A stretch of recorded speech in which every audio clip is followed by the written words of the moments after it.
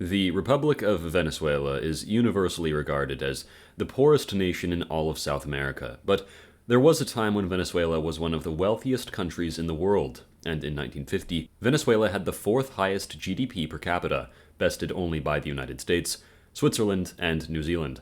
Throughout the entire 20th century, Venezuela's political landscape was defined by a maelstrom of transformation and change across a wide array of eccentric regimes, though none stand out as much as the regime of Marcos Pérez Jiménez, which effectively lasted from 1950 through to 1958.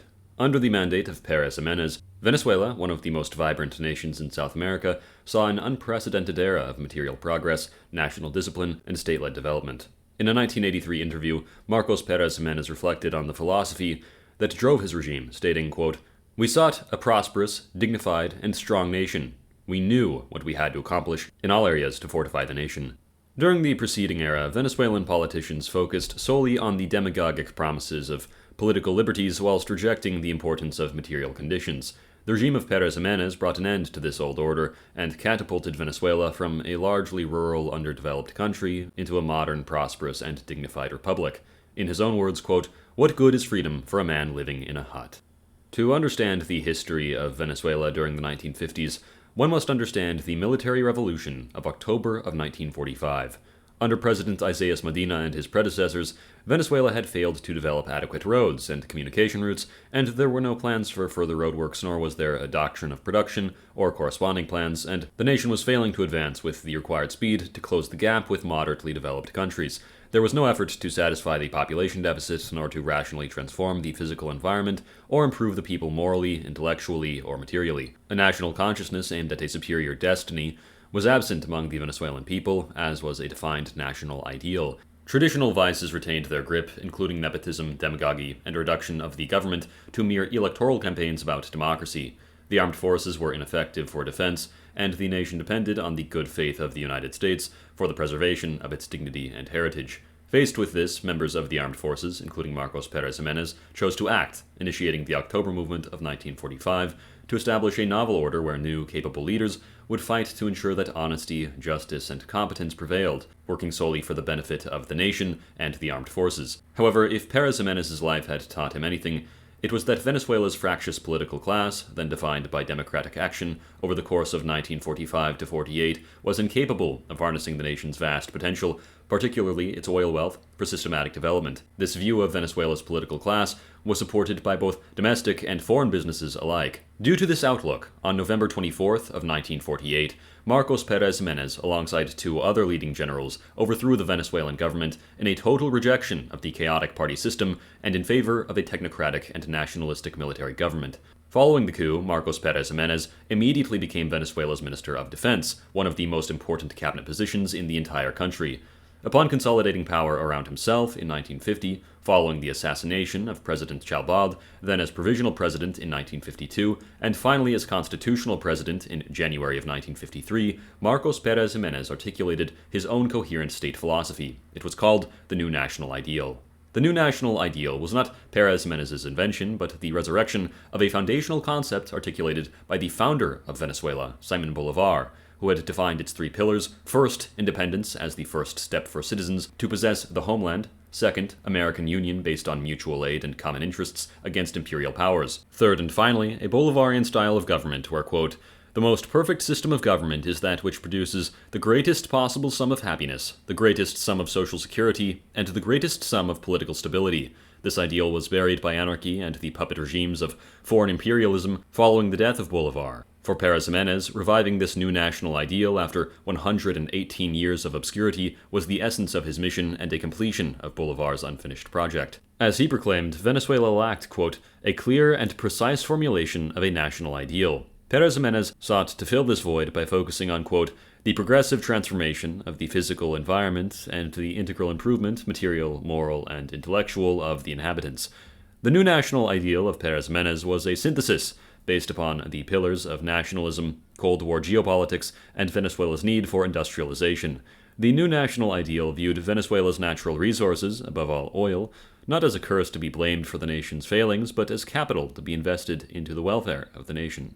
In the words of Pérez Jiménez himself, quote, In my government, concessions were granted through the bidding procedure. The highest benefits were obtained. But for me, the virtue is in the good use of the funds. The state, under firm leadership, was the primary engine of this transformation. Pérez Jiménez defined this philosophy as the doctrine of national good, conceived only in function of the highest national interests, aimed at eradicating misery, ignorance, and backwardness. In his first message to Congress on April 25th of 1954, Pérez Jiménez outlined a technical structure of state functions, classifying ministries into three coherent groups: high politics, production, and general services, a rational organization to faithfully execute the new national ideal. The Ministry of Production was established with the objective of the rational transformation of the physical environment. It implemented a policy of rationalization, creating the Directorate of Industrial and Commercial Planning and the Office of Industrial Property Registration. Its doctrine for protecting national security stipulated that to receive benefits, an industry must be fundamental to the country's economy, use more national raw materials, and produce essential articles. In return,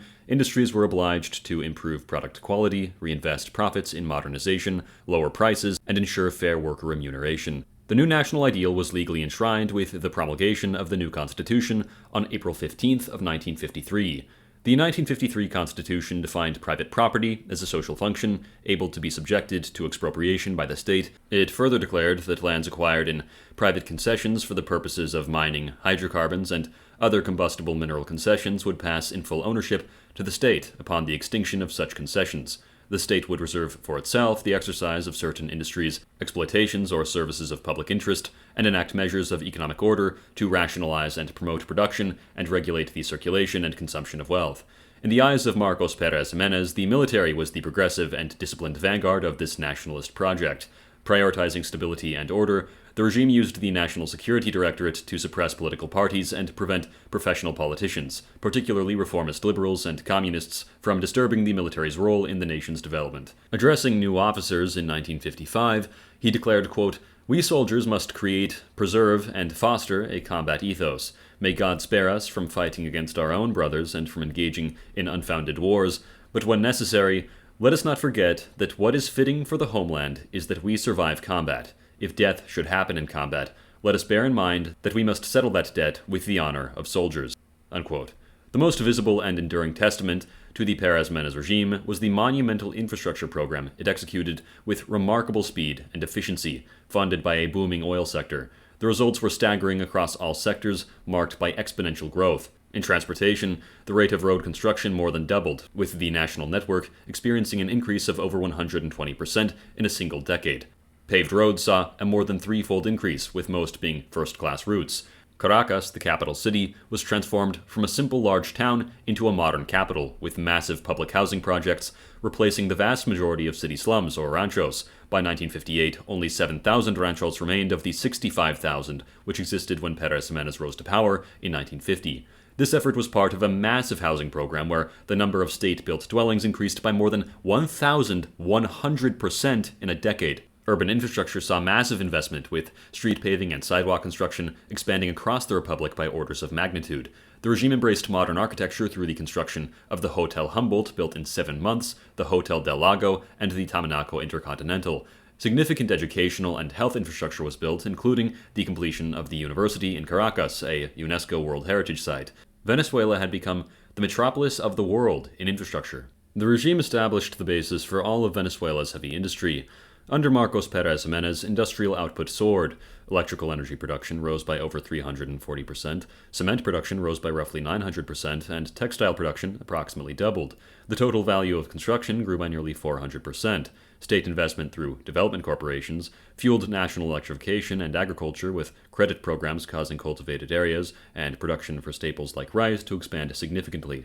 Pérez Jiménez fostered iconic projects including the Mérida cable car, which was the world's highest and longest at the time, and the Caracas-Sevilla cable car, designed to foster tourism and the feeling of national pride. Sports infrastructure exploded, with the number of stadiums increasing by over 19,000% and sports associations growing nearly tenfold. By 1957, Venezuela, under the new national ideal, had become a world leader. It had the highest percentage of income dedicated to public works in the world, rising from 53 to 70%. It now possessed the greatest road system in Latin America and ranked first globally for its autopistas. It led Latin America in sanitary organization and had the lowest general mortality rate in the Americas, equaling the US and Sweden. It was the first country in Latin America to eradicate malaria. It led the continent in agricultural exports, urban modernization, and worker housing construction per capita. It achieved the highest employment rates and wages in Latin America, possessing the largest gold reserves in Latin America and the world's most stable currency, with the bolivar revaluing 3-1 against the dollar. These construction projects achieved full employment, attracting hundreds of thousands into the formal economy. The regime's commitment to development was recognized internationally when, on June 17th of 1954, the Pan American Highway Prize was awarded to the president. The second pillar of the new national ideal, the integral improvement of Venezuelans, was pursued vigorously by the Perez Jiménez regime. Recognizing domestic labor shortages, the government implemented an open-door immigration policy, bringing over 200,000 Europeans between 1952 and 1958. Perez Jiménez believed this would raise competitiveness that would force improvement. The policy was spectacularly successful. Immigration rates increased more than sixfold during the period, with hundreds of thousands entering the country, profoundly altering the demographic and professional makeup of the nation. This policy's immediate effect was a dramatic strengthening of the middle class. Under Perez Jiménez, public health saw dramatic advances as well. The construction of aqueducts and sewers increased by more than 2,300% and 2,800% respectively. Official hospital bed capacity increased by over 70%. Disease control was extremely effective, with cases of smallpox reduced by over 99.9%, and malaria cases declining by over 99.5%. The birth rate rose significantly, while the mortality rate fell by over a third. Education was massively expanded. Primary school enrollment grew by approximately 135%, supported by a more than 120% increase in teachers and a more than 500% increase in dedicated school buildings. Secondary student enrollment tripled, and higher education enrollment grew by about 145%. The Education Ministry's budget swelled by over 320%. The regime further planned to train 20,000 to 30,000 teachers and construct 1,000 schools for 600,000 students between 1958 and 1963. Under Perez Jiménez, unionization expanded significantly, with the number of worker syndicates and labor federations growing substantially. Labor conflicts were relatively rare, with the vast majority of worker claims being resolved favorably, awarding the working class significantly. Overall worker compensation saw dramatic increases, while from 1945 to 54, profit sharing for workers grew by over 800%, and the minimum wage for workers in the oil industry rose by 82.5%. Reported crime rates saw significant percentage decreases despite population growth. Social Security coverage saw the number of insured individuals increase by over 215%, and contributing companies growing by over 300%. The economic model inspired by the new national ideal was extremely successful and unparalleled in Venezuelan history. The state, flush with oil revenues, acted as the primary investor, while the private sector operated freely. The model resulted in spectacular GDP growth rates, high employment, and a strong bolivar as agricultural and industrial production surged. In 1956, when the U.S. Congress considered the Simpson Bill threatening to impose quotas on Venezuelan oil imports, Perez Jiménez responded with a stark warning that if the United States restricted Venezuela's oil market, Venezuela would halt iron ore exports to the United States. The threat worked. The bill was defeated, and President Eisenhower sent his brother Milton on a diplomatic mission to ease tensions between the two nations. Perez Jiménez had curated such a strong Venezuelan economy that the government was able to put pressure on even the United States of America. Perez Jiménez later boasted of his method of dealing with the United States, commenting, quote, "That is how one proceeds." Under Perez Jiménez, Venezuela retained heterodox autonomy, so to speak, within the U.S. hemispheric bloc, balancing both its own assertive interests with Cold War allegiances to the West. On October 22nd of 1954, the United States awarded him the Legion of Merit, which recognized his good use of oil resources for the benefit of his people. Though he was opposed to the Soviet Union, Perez Jiménez once commented, quote, "I am not anti-communist. I'm against everything that harms the Venezuelan nation." While embracing the United States as an economic and strategic ally, he resisted signing a formal military agreement with the U.S. out of the fear that it would restrict Venezuela's autonomy. His rejection of U.S. military aid led to a diversification of arms suppliers to Europe. Furthermore, as Venezuela gained international prestige under Perez Jiménez, holding prominent positions at a multitude of major global conferences, the regime also proposed the creation of an international economic fund for Latin America in 1956. Behind the scenes, Perez Jiménez's push for total economic sovereignty and state-led industrialization, including the founding of Venezuela's national steel industry and the pursuit of a more independent foreign policy, indeed alarmed the Eisenhower administration. Venezuela's assertive actions, such as the 1952 occupation of the Los Monjes archipelago in defiance of Colombian claims, demonstrated a resolve that didn't always align with American strategic preferences in the region. By 1955, the U.S. began reconsidering its support for the regime, siding with liberal democratic forces instead. In retrospect, Marcos Pérez Jiménez expressed that he personally believed that his proposals for Latin American economic unity and his refusal to subordinate Venezuela's national interests to Eisenhower's foreign policy directives ultimately led the United States to turn against him. On November 4th of 1957, Pérez Jiménez announced a plebiscite which found that 86.7% of Venezuelans supported the continuation of the regime, a result that galvanized his political opponents and confirmed for his international detractors that a constitutional exit was unlikely. In response, a broad conspiracy between ambitious military officers, the political parties Democratic Action and the Social Christian Party, and the Eisenhower administration came to a head. A military uprising led by Colonel Hugo Trejo took place on January 1st of 1958. Democratic Action and the Social Christians, which he had banished, likely financed by the Eisenhower administration and acting as frontmen for the CIA, had united into the so-called Patriotic Junta to orchestrate strikes and disturbances. By January 23rd, facing a widespread revolt within the ranks of the armed forces, and having detailed more than 2,000 officers in the basements of Miraflores Palace, Pérez Jiménez chose to flee to the Dominican Republic as a conscious abdication to prevent a catastrophic civil war, as he preferred to resign rather than to cause a bloodbath.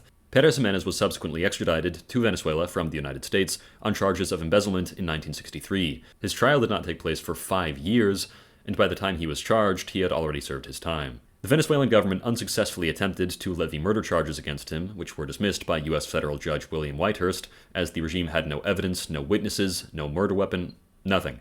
Though he was ultimately found guilty of embezzlement in Venezuela, the evidence of his embezzlement was the suitcase documents, which had very questionable integrity, being that they were forensically mishandled in the aftermath of the 1958 coup. That is, of course, disregarding the fact that the suitcase documents could have shown assets originating from legitimate family wealth, pre-presidency investments, or business partnerships. None of those possibilities were ever disproven. Much of the evidence brought against him was presented after his extradition request was filed, which shows just how much of a politically motivated case this was. Testimony against him was based on mostly hearsay, and several witnesses, in fact, later recanted and claimed that their initial accounts were given under political pressure. 0 witnesses provided first-hand accounts of Pérez Jiménez accepting bribes, or signing fraudulent contracts, or ordering illicit transfers. The case against him rested solely on theories of conspiracy, or implied enrichment, or inferred guilt based on the actions of a number of his subordinates.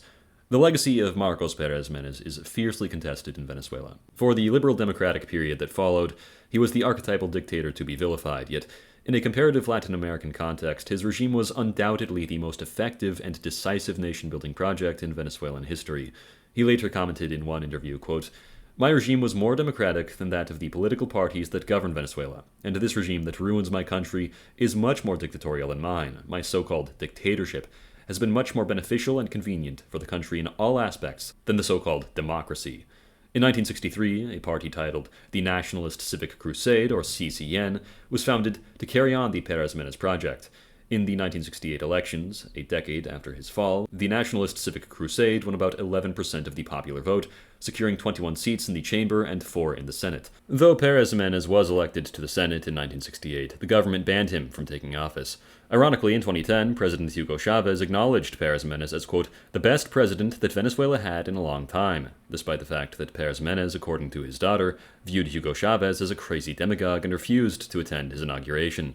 His fall in 1958 marked the end of a cycle of benevolent military regimes in the hemisphere, paving the way for Venezuela's liberal democratic era, known as the Punto Fijo era. The Punto Fijo democratic era was named such due to the fact that it was based upon a backroom power-sharing agreement in Punto Fijo City between the political parties which would come to rule Venezuela for 40 years. This so-called democratic era was famously corrupt and responsible for the dismantling of the diversified economy which Pérez Jiménez had built, as well as the transformation of the state into a dependent petrostate funded by rents. The regime of Marcos Pérez Jiménez cannot be understood through a simple democratic or authoritarian binary. It was an autocracy with a purpose, to forge a modern Venezuela through discipline and action.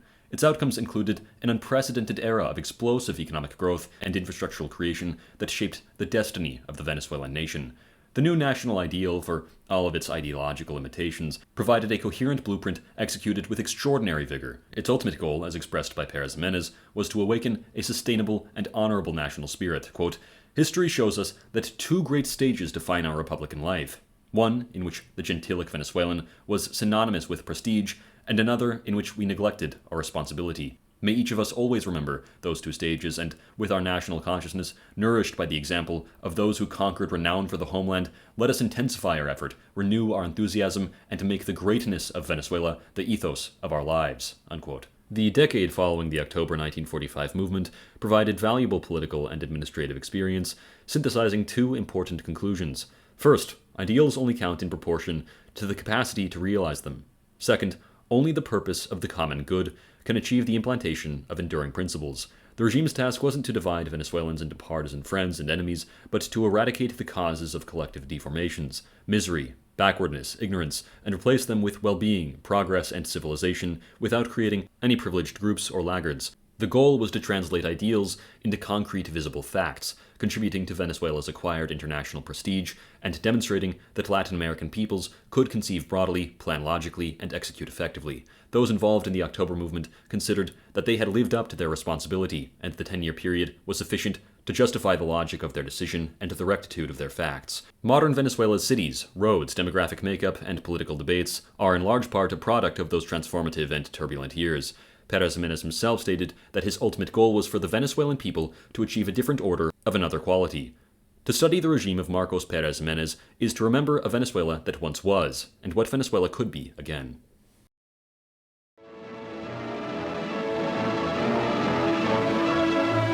One of the most spectacular building projects ever conceived, Venezuela's Avenida Bolivar, is first laid out to scale, showing how the $300 million city of the future will look. The actual city, already one-quarter finished, runs a full mile through the center of Caracas. The total cost of construction will be 3 times as great as New York's famous Rockefeller Center. The new city will have 4 traffic levels, seen here in various stages of construction. Historic monuments, like the domed church in the background, are still preserved.